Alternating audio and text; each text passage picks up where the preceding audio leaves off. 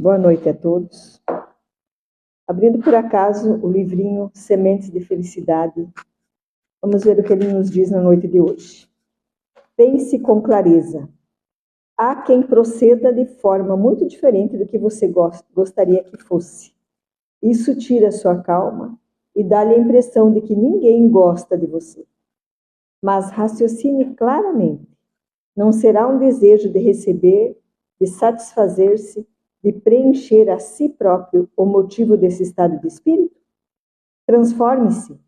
Busque mais dar do que receber. Você é capaz dessa mudança. Só podemos transformar o mundo à nossa volta, mudando-nos antes a nós mesmos. Então, peço para todos nesse momento silenciar, erguer ao alto, se conectar. E cá estamos como eternos pedintes, Senhor. Pedimos que tenhamos uma ótima semana, uma semana abençoada, cheia de paz, amor, sabedoria, muita paciência e, acima de tudo, muita saúde para todos nós. Obrigada pelo dia de hoje, pela nossa cidade, pelo nosso país, pela nossa família, pelo nosso lar, pelo nosso trabalho. Estamos aqui para escutar hoje uma palestra, a qual peço para todos escutarem, sempre lembrando de colocar em prática no nosso dia a dia, como eterno aprendizes que somos na escala da nossa evolução. Muita luz e muita paz a todos nós, que assim seja.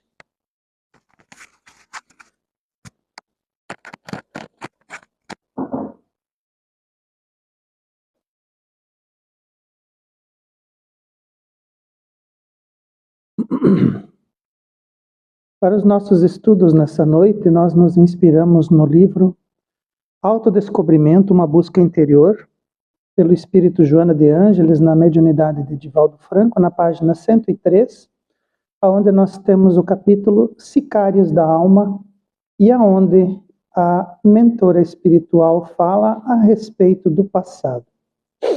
Sicário nós podemos traduzir como assassinos, né? Seria um sinônimo de assassino. Se nós vamos fazer a etimologia da palavra, nós temos sicário literalmente como o homem da adaga.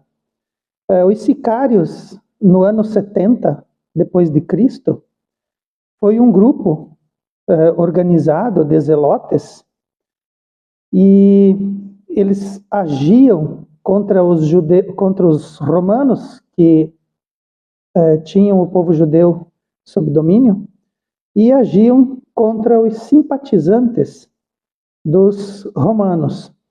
E esse grupo, eles faziam algo como uma guerrilha, invasores, através do assassinato.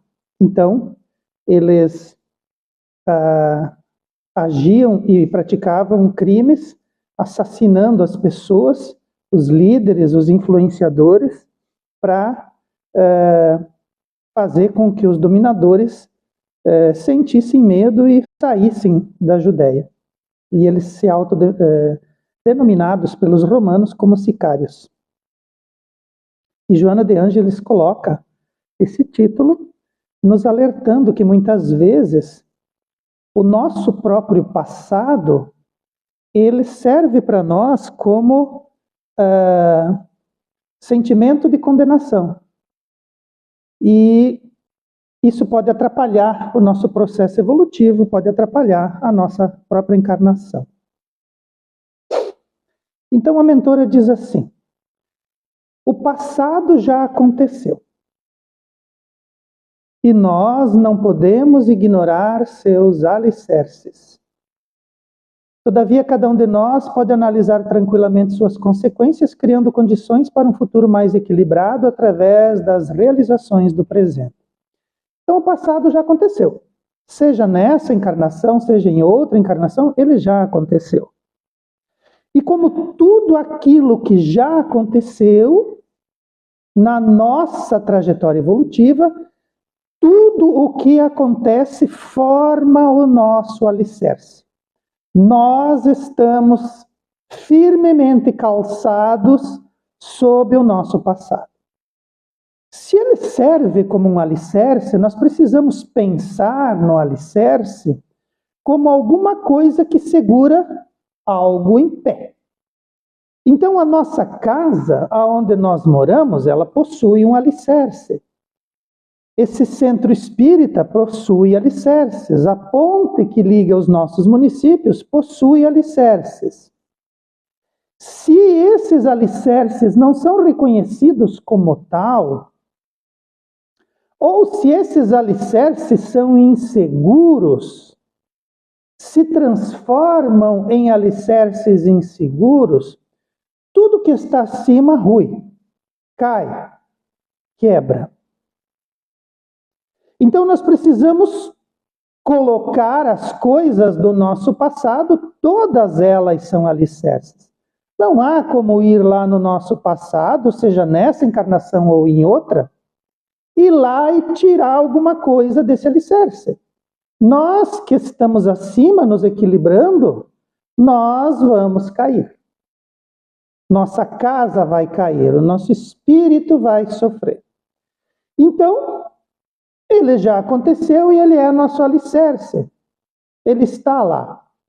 E nós precisamos encarar dessa maneira. Agora, uma coisa que nós podemos fazer é analisar. Vamos olhar aquilo que nós fizemos de errado e vamos analisar, vamos pensar, vamos aprender com aquilo. Porque tudo aquilo que nós fazemos hoje se transforma em nosso futuro. Tudo que estamos vivendo hoje teve suas bases no passado. Então podemos analisar. Vai mudar alguma coisa eu olhar para o passado e ver aonde eu cometi enganos? Não. Não vai ter consequência nenhuma a analisar. Agora, se eu olhar para o passado e ficar impressionado com o que eu fiz de errado, eu posso perder o meu equilíbrio, eu posso negligenciar os meus alicerces e posso vir a atrapalhar o meu presente.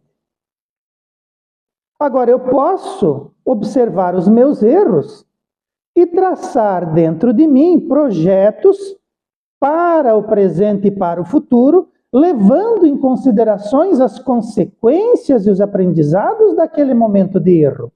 A gente pode aprender com os nossos erros. E a gente pode aprender com o erro dos outros. A gente não precisa cometer todos os erros. A gente pode observar o erro do outro. Não precisa falar nada para ninguém que está fazendo isso, mas você faz consigo mesmo. E pode tirar dali lições e aprendizados e alterar, modificar o nosso futuro, as nossas realizações para o futuro. Então o passado ele já aconteceu e ele forma o nosso alicerce. E nós podemos olhá-lo, não vai mudar nada, mas podemos olhá-lo como forma de aprendizado, como forma de compreensão. E isso vai nos auxiliar e não vai nos prejudicar. Mesmo quando nossa culpa decorre de efeitos reencarnatórios, como aqueles das psicopatologias, num remorso de algo inexplicável, a consciência de que fizemos o bem sob inúmeros aspectos e de que muito podemos fazer ainda, faz sentir um lenitivo que suaviza os nossos sintomas. Então, nessa encarnação, nós trazemos uma culpa reencarnatória, nós trazemos uma culpa de outras encarnações. Nós nos sentimos culpados por um remorso, por uma culpa que nós não sabemos explicar. Da onde vem essa culpa? Da onde vem esse sentimento? E como que isso aparece para nós? São aquelas angústias inexplicáveis, né? É aquele medo inexplicável, aquela insegurança que nós carregamos muitas vezes, que é inexplicável. É a depressão, que você toma remédio, faz psicoterapia, faz um monte de mecanismos lá para contornar e para resolver ela, e muitas vezes não consegue resolver. São efeitos reencarnatórios, são processos que nós ainda não resolvemos e que eles nos acompanham de encarnações passadas. Mesmo nesses casos. Então nós temos ali, chegamos à conclusão, através dos nossos estudos e dos nossos aprendizados, que esses problemas que trazemos para a nossa encarnação atual, ele vem do passado. Então a gente fica naquela, meu Deus, mas como eu fiz coisa ruim, como eu devo ter feito coisa terrível, como eu fiz coisas sem sentido, como eu causei o mal, como eu tenho culpa. E a gente faz muito isso. Realmente a gente pisou na bola, não tenham dúvida. Mas vocês têm alguma dúvida de que nós também fizemos coisas boas? De que nós também fizemos coisas certas? De que nós também amamos? De que nós também evoluímos? De que nós também auxiliamos? Tem alguma dúvida a respeito disso? Se tem, eu vou tirar elas agora com a mão. Nós não fazemos somente coisa errada. Geralmente as coisas erradas que nós fazemos, elas compreendem uma pequena parcela, muito significativa, mas pequena. Às vezes a gente não faz todo o bem que devia, mas não significa que a gente está fazendo só o mal. Então nós fizemos coisas erradas sim, mas também fizemos coisas certas. Também agimos corretamente. E se eu fiz um monte de coisa errada no passado, e dentro da minha contabilidade eu fiz mais errado do que certo, nós somos espíritos que duram para sempre. É possível que em algum momento eu faça uma virada. É possível que em algum momento eu faça mais coisas certas do que coisas erradas. E como tudo isso é uma chavinha, como tudo isso é um mecanismo de comportamento, é bem possível que se eu quiser começar agora, eu vou mudar isso de forma consciente. Então, mesmo que nós estejamos agora nessa encarnação sofrendo, por exemplo, de depressão, e que isso venha de uma encarnação anterior, tenhamos consciência de que tanto lá quando fizemos coisas erradas, fizemos coisas certas, e agora podemos fazer mais coisas certas do que coisas erradas e mudar esse mecanismo. E isso nos auxilia. Nós saímos daquele peso que essa culpa coloca em nós e nos colocamos numa condição mais assertiva, numa condição mais de aprendizes. Nós nos colocamos numa condição de sim, eu errei, mas daqui para frente eu vou procurar acertar. E isso é uma disposição íntima. Isso é um mecanismo que eu posso movimentar. Então a culpa não é uma montanha que não sai do lugar. A culpa é um carro que eu posso empurrar ele para frente e posso transformar isso em movimento, utilizar o meu alicerce de erro para melhorar o meu presente e programar coisas boas para o meu futuro. Na grande maioria dos casos, ao olhar o passado, podemos fazer uma consciência de culpa que nos perturba, porque nos envolvemos em erros com pessoas ou situações. Mas é certo lembrar também que no mesmo período fizemos inúmeras coisas corretas e elogiáveis. Então, como já comentamos aqui, essa consciência de culpa, ela não é muito útil para nós que estamos aqui num processo de aprendizado. Porque a culpa coloca a gente numa situação irremediável. O que nós precisamos colocar para nós mesmos é uma questão de responsabilidade. E lá, dentro da doutrina espírita, nós, quando estudamos o Código Penal da Vida Futura, nós ouvimos dos espíritos que precisamos nos arrepender, precisamos reparar, precisamos expiar e precisamos provar. Todo processo aonde nós cometemos um erro, ele vai ter que passar por todos esses filtros, para que no final nós entremos num processo de equilíbrio, de quitação. Então, cometemos um erro. O primeiro mecanismo, arrependimento. E o arrependimento não é ansiedade, não é comiseração, não é angústia. Arrependimento é olhar o erro entender e aceitar que é um erro, que tem consequências, e colocar para a gente mesmo que nós não vamos mais agir daquela maneira. Isso é arrependimento. Quando nós nos arrependemos, nós mudamos o nosso pensamento de forma consciente. E ao mudar o nosso pensamento, nós colocamos para nós mesmos que aquele comportamento nós não vamos mais ter. E isso é arrependimento.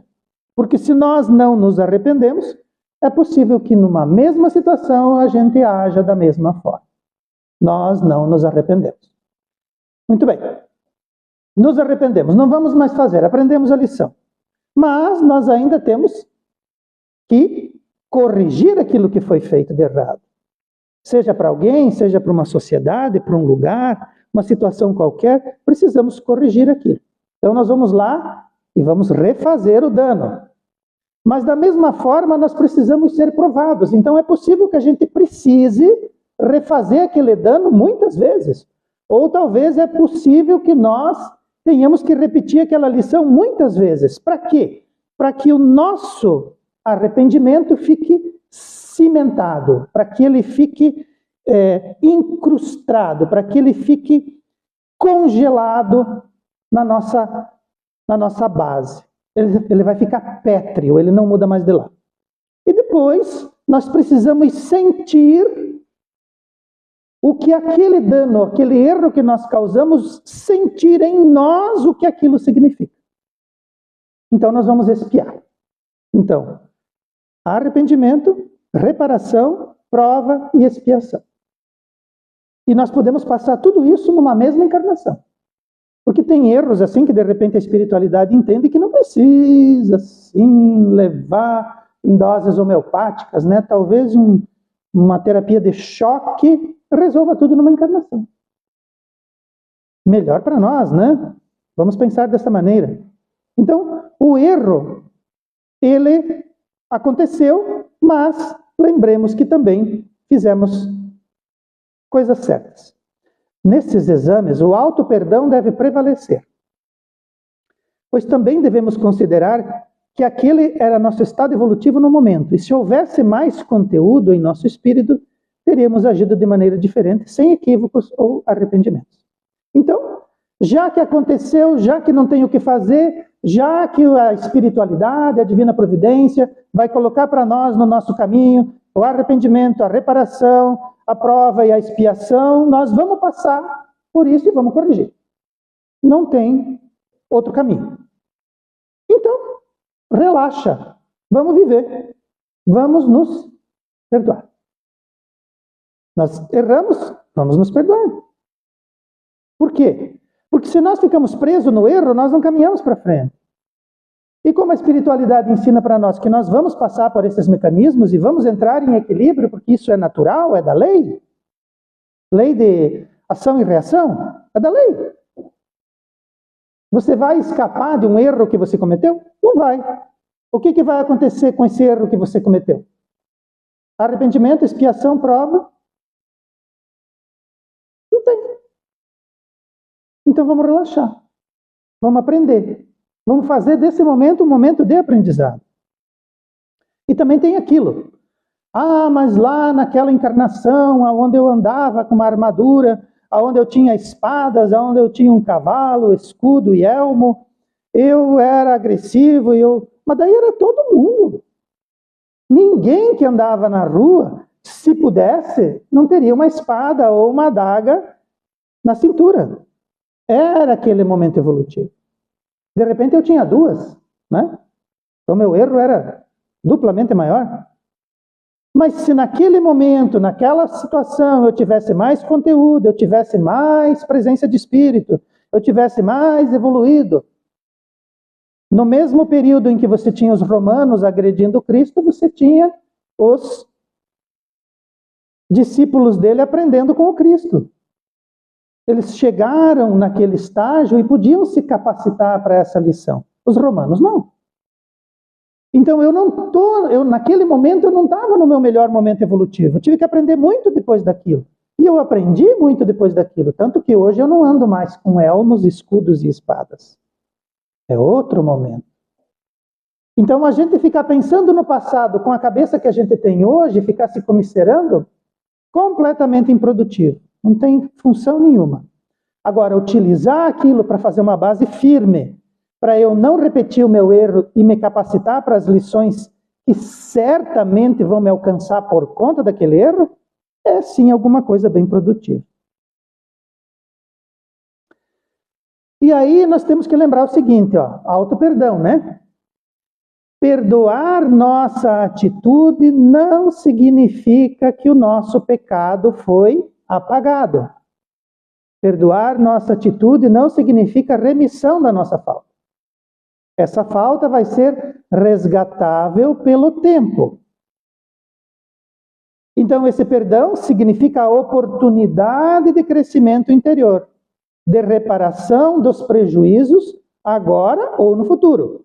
Aceitação das nossas estruturas, perdão dos outros, porque se eu passo por isso, todos nós passamos, esquecimento do passado e esquecimento do incidente.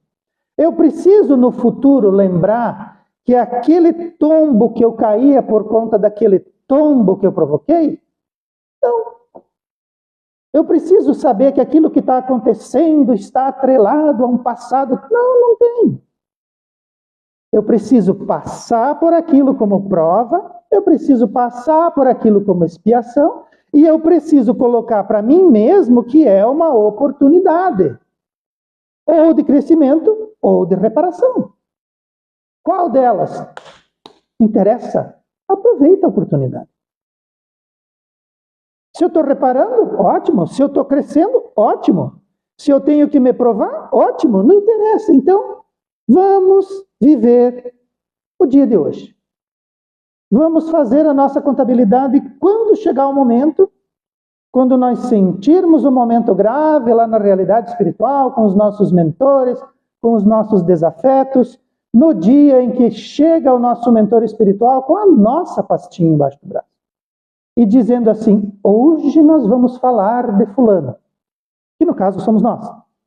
Então aí sim. Então hoje eu vou ver aonde eu errei, aonde eu resgatei. Mas sempre com o intuito de aprender, de crescer, de evoluir e de se melhorar. Então, quando nós nos perdoamos, não significa que nós apagamos as nossas faltas. Não vamos entrar nesse processo de ilusão. Significa que nós não precisamos ficar carregando isso. Significa que nós vamos ter tempo e vamos resgatar tudo aquilo que fizemos. Se fomos vítimas de situação lamentável, devemos considerar que as circunstâncias fomentaram aquele momento. Mas agora foram alteradas e exigem de nós um novo comportamento que podem resultar em fatos melhores, como perdão. Então, causamos problemas ou vivenciamos problemas, devemos considerar as circunstâncias daquele momento. Então, se voltarmos lá no passado e virmos alguma coisa, ou se lembrarmos de alguma coisa dessa encarnação, as condições que haviam lá para que aquilo acontecesse, e muitas vezes a gente lembra do fato. Ah, porque aconteceu um negócio lá, eu perdi as estribeiras e fui para cima e agredi. E na minha agressão eu fui além do limite. A gente lembra de uma coisa pontual.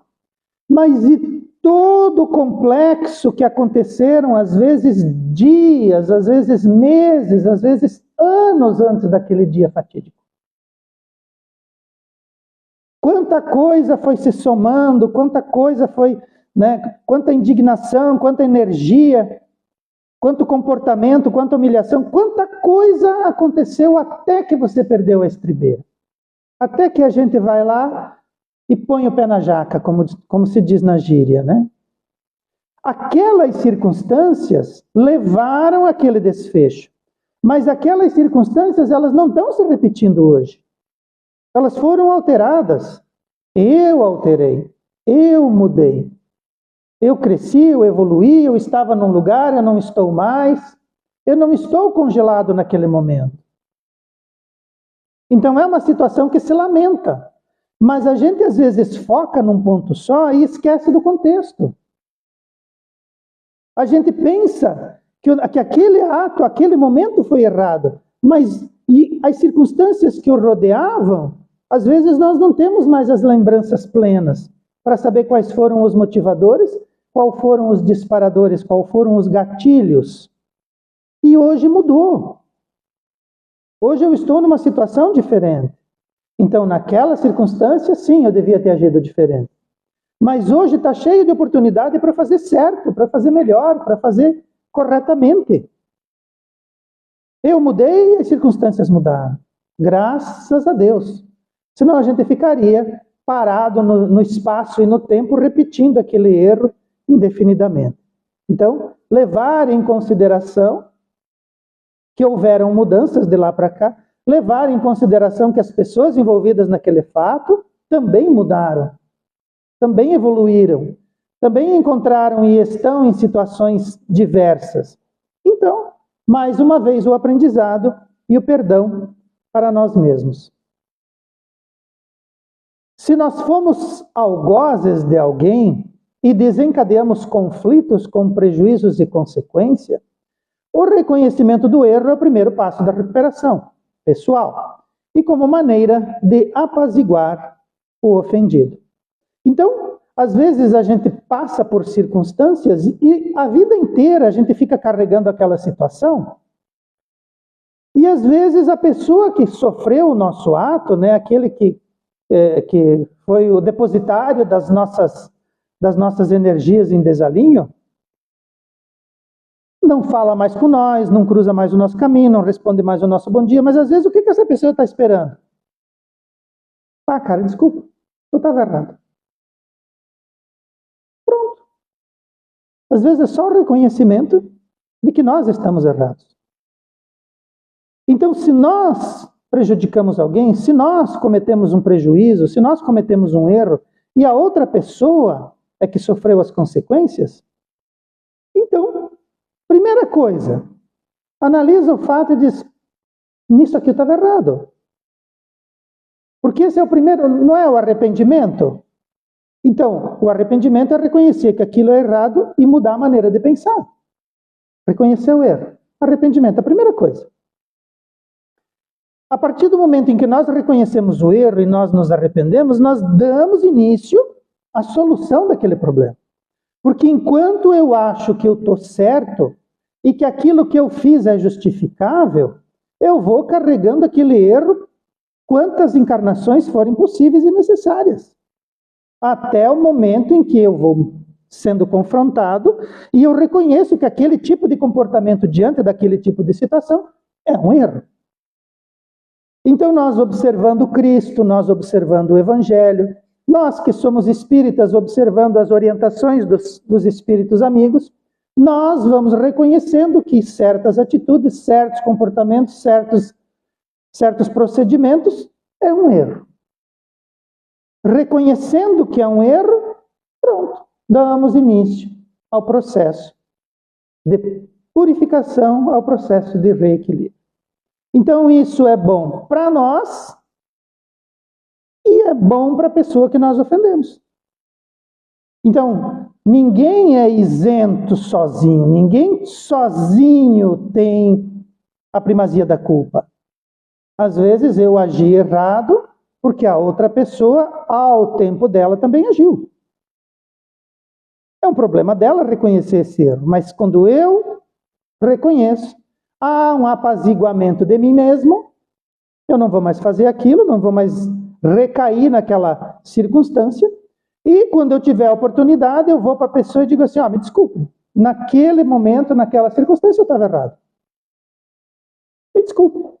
Às vezes é o que a pessoa está esperando e você também diminui as energias que existem em relação àquele cidadão. Quando o acontecimento for remoto, então voltando ao slide anterior, né? Então, nós fizemos alguma coisa errada. Essa coisa errada, ela pode estar muito longe de nós no tempo. Ela pode estar numa outra encarnação, ou pode estar lá na nossa juventude, né? Há 30 e 40 e poucos anos atrás. Pode estar lá um erro que nós cometemos. Então, quando isso está longe de nós no tempo, quando o acontecimento for remoto, nossa disposição psicológica para a renovação do comportamento influencia diretamente na lei de causa e efeito e na resposta emocional íntima que passa a ser mais gratificante. Como é que é? Quando está longe de nós, no tempo, a disposição psicológica para a renovação daquele comportamento vai influenciar na lei de causa e efeito. Olha o que Joana de Ângeles nos traz. A disposição, quando eu psicologicamente me predisponho a renovar o comportamento. Quando eu faço o arrependimento. Puxa vida, eu errei. Mas eu preciso aprender com esse erro. Disposição psicológica. Como é que você vê e como que você se porta. Como que você lê. Como que você traz essa informação. Como que você carrega esse conteúdo. Disposição psicológica. Então está muito longe, já não afeta tanto, mas eu tenho uma predisposição psicológica de renovação. Puxa, aquilo realmente, eu preciso pensar diferente, agir diferente, preciso me criar cenários mentais onde eu me coloque nessa situação e eu reforço para mim essa disposição psicológica de renovar. Quando eu faço isso, eu influencio a lei de causa e efeito. Porque a lei de causa e efeito é assim. Toda ação corresponde a uma reação. Se eu não mudo e eu mantenho aquele pensamento de que se der eu vou fazer igual, a lei de causa e efeito vai ter uma reação. Eu tenho uma ação remota no passado que ainda me influencia negativamente aqui.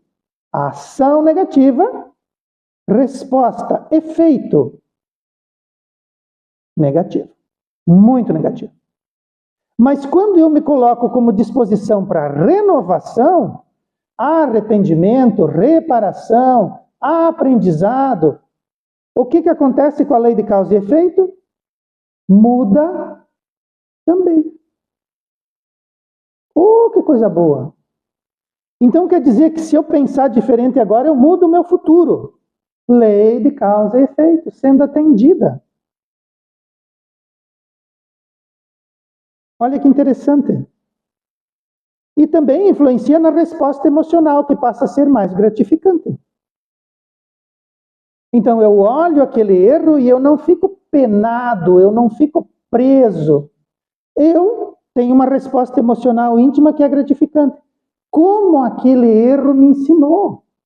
Como eu posso melhorar? Como aquilo me estimula a situações futuras me colocar de forma positiva para não errar e para agir de modo melhor.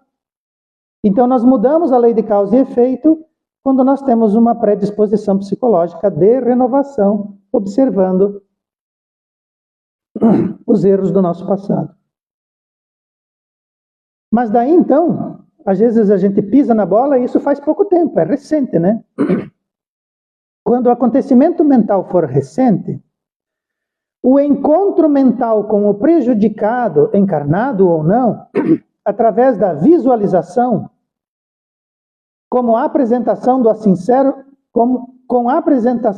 do sincero arrependimento e o propósito de não repetir o erro, com reafirmação do afeto, são instrumentos de equilíbrio. Então, quando faz pouco tempo que a gente fez alguma coisa de errado e a gente percebe isso, e a gente faz... Dentro de nós, nós criamos um cenário. Nós imaginamos. Nós criamos um teatro mental onde nós nos colocamos naquela situação nós visualizamos aquele momento, nós nos colocamos numa condição, numa apresentação sincera de arrependimento, nós nos colocamos com o sentimento de não repetir o erro, nós reafirmamos mentalmente o afeto com aquele desafeto, tudo isso se transforma em instrumento de equilíbrio.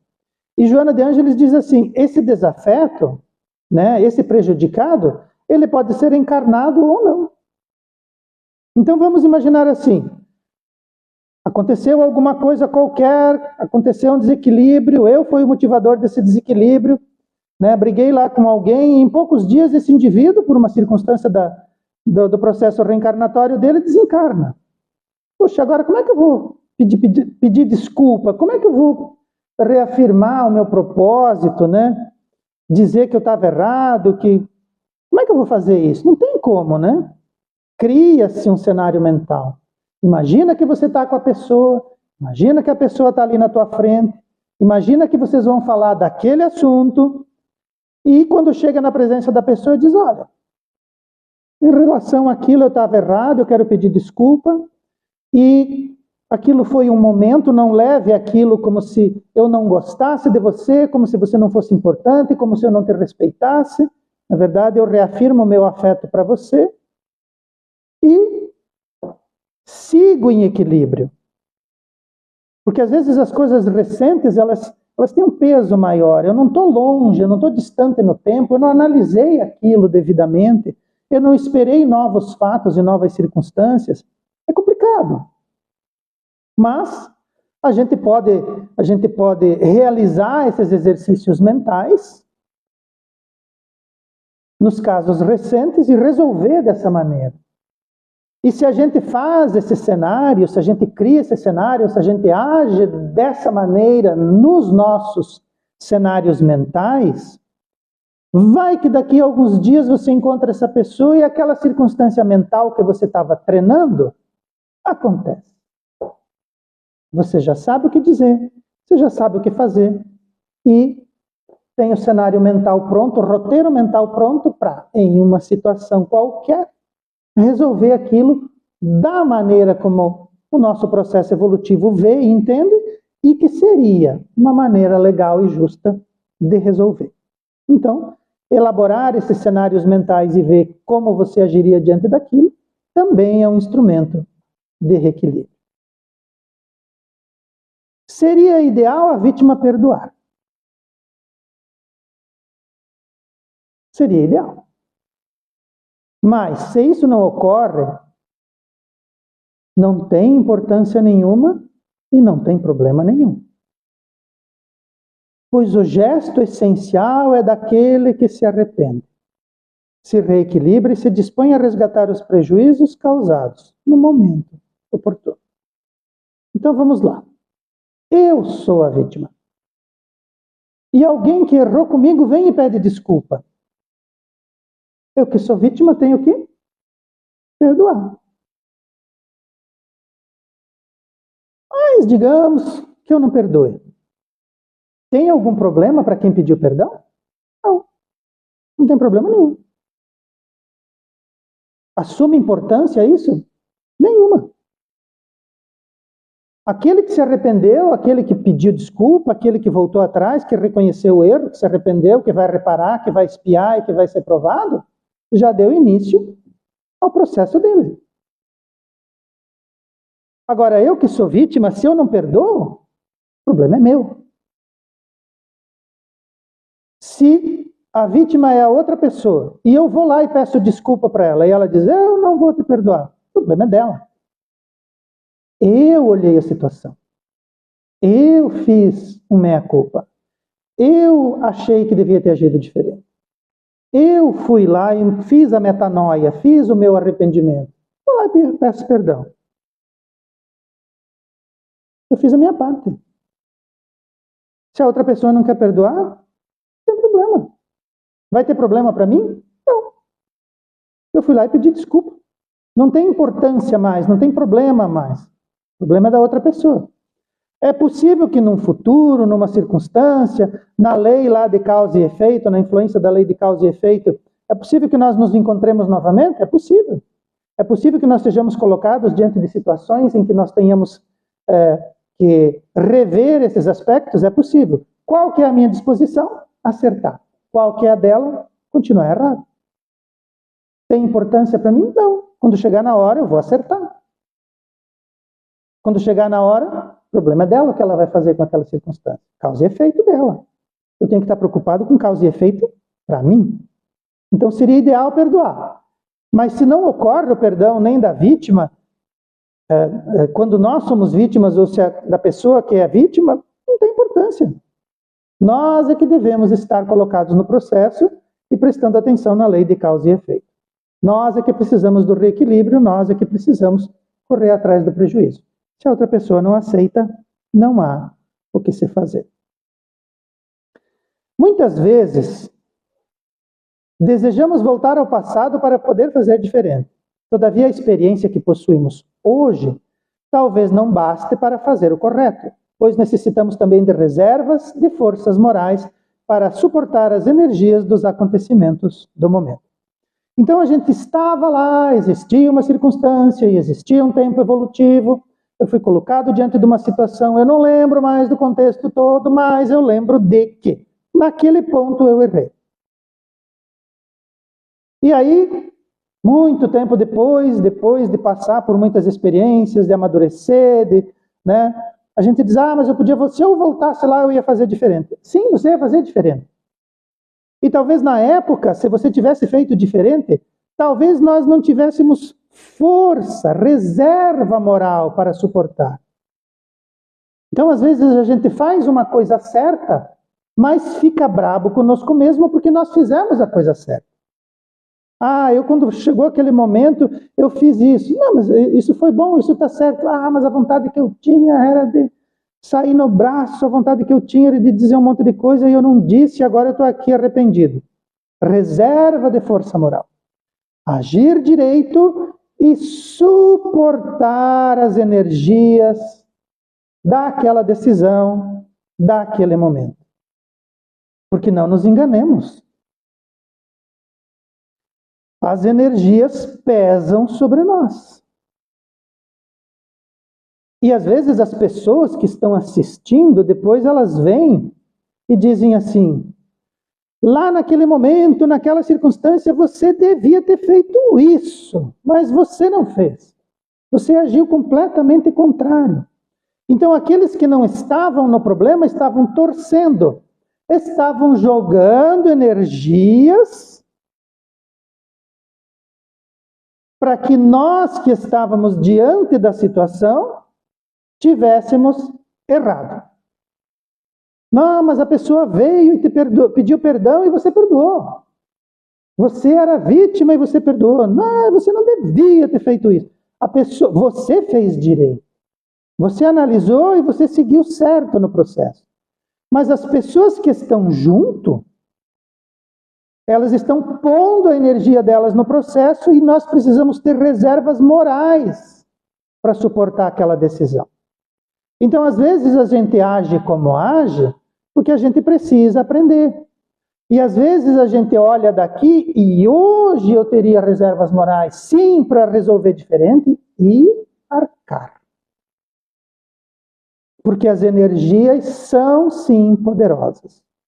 E, às vezes, muitas vezes, diante dos cenários, das convivências, das pessoas, das conversas, que nós já esquecemos, lembramos só do momento do nosso erro, quantas pessoas não vieram, pessoas da nossa influência, pessoas próximas, não vieram até nós e disseram assim, faz desse jeito. E nós não tínhamos reservas de forças morais para entender o momento evolutivo daquela pessoa e no momento de tomar a decisão, no momento de não errar, ter forças morais para agir direito. Então não basta olhar e saber o que é para fazer. Tem que chegar na hora e ter força moral, reserva de força moral para fazer direito. Porque senão nós vamos chegar na hora sabendo o que é certo e vamos fazer errado.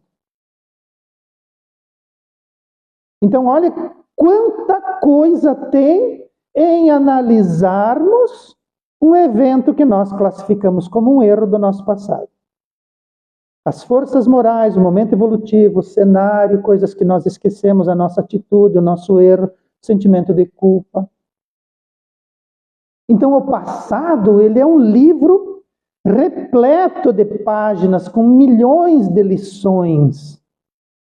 E nós precisamos ler com calma tudo e tirar daquilo o melhor. Então, essa parte das forças morais, essas energias que pesam sobre nós, nesses momentos graves, né? E às vezes os momentos graves, eles resultam para nós, mas não fomos nós que criamos. São as outras pessoas, é o contexto, e nós nunca estamos numa situação sozinhos, nós estamos sempre acompanhados de elementos espirituais, de energias boas e ruins, de pensamentos, de momentos evolutivos.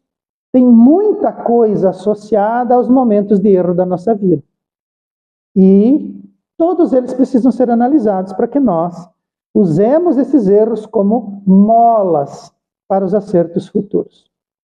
Precisamos de segurança íntima para que nossa conduta seja orientada pela consciência, nos mantendo sempre vigilante em todos os momentos, particularmente nos momentos de ação, permitindo que nosso espírito comande nossas reações, evitando os automatismos.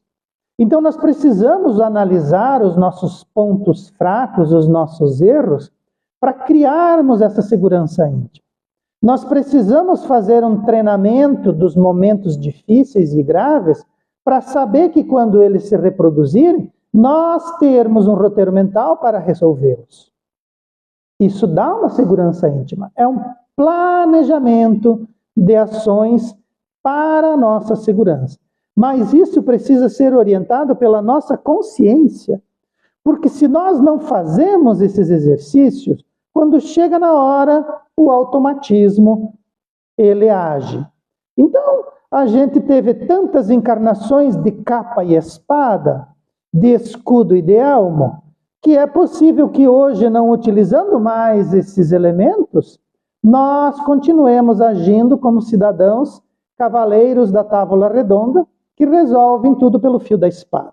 Talvez façamos isso nessa encarnação, distante que estamos do nosso passado, por causa do automatismo. Mas se eu entro num processo de consciência, se eu fico vigilante nos momentos de ação, porque tem aquele momento que você está relaxado vendo televisão na tua casa, mas tem aquele momento que você precisa agir, e que a responsabilidade é sua, e que as consequências da decisão também são suas, e que elas podem se estender por milhares de anos, em milhares de encarnações. Nesse momento grave, eu tenho que ter consciência. E é ali que eu tenho que manter vigilância. E eu preciso me abstrair de tudo, me revestir com os aprendizados que tive, antes de tomar qualquer ação, guardar alguns segundos para uma pequena oração, pedindo para quem possa realmente nos ajudar e nos influenciar para fazê-lo. E esse momento de ação precisa ser bem elaborado. Se o nosso espírito comanda as nossas reações nesses momentos que elas são necessárias, muito provavelmente nós vamos continuar olhando o nosso passado e tirando de lá lições proveitosas e não ficar naquele processo de culpa, de remorso, de admoestação, né, num processo ali de depressão para circunstâncias que nos abordam, como se nós estivéssemos desprovidos de elementos e de capacidades para resolver esses compromissos que nos alcançam, vindos do passado, vindos da espiritualidade, ou disparados pelo nosso momento evolutivo, que precisa ser consciente. São pequenos apontamentos da mentora a respeito dessas lições referentes ao nosso passado. Precisamos observar a nossa trajetória como criaturas realmente capazes de fazê-lo e tirar dali as lições que realmente precisamos elaborar para nós mesmos e para o nosso futuro, conscientes de que tudo que fazemos repercute em nós, é um trabalho que nós realizaremos, independente do tempo que leve. Então, melhor planejar as nossas ações agora para que o nosso futuro não se turve, ele não pese sobre os nossos ombros. Todos nós estamos nessa situação, não tem como a gente vivenciar a nossa trajetória evolutiva sem fazer esses apanhados do passado e sem se comprometer para o futuro, sofrendo as consequências daquilo que promovemos hoje.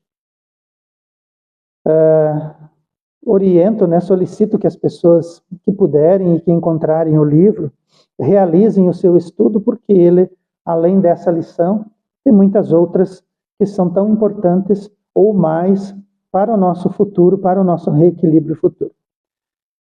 Elevemos o nosso pensamento a Deus, nosso Pai, e a Jesus, nosso Mestre, agradecendo pela realidade espiritual que tanto elabora e que tanto se esforça para trazer para nós essas lições preciosas, conteúdos que abordam aspectos tão importantes de facetas da nossa vida e do nosso processo evolutivo, do qual nós nem desconfiamos sejam tão profundas e tão abrangentes.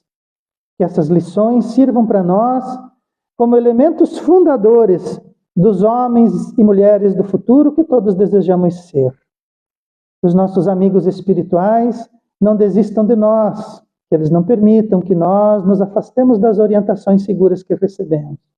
Eles continuem nos inspirando para que possamos utilizar todas essas lições em prol do nosso reequilíbrio e da nossa evolução. Que o Mestre Jesus seja a luz do nosso horizonte e que Ele ilumine os nossos passos. Que assim seja.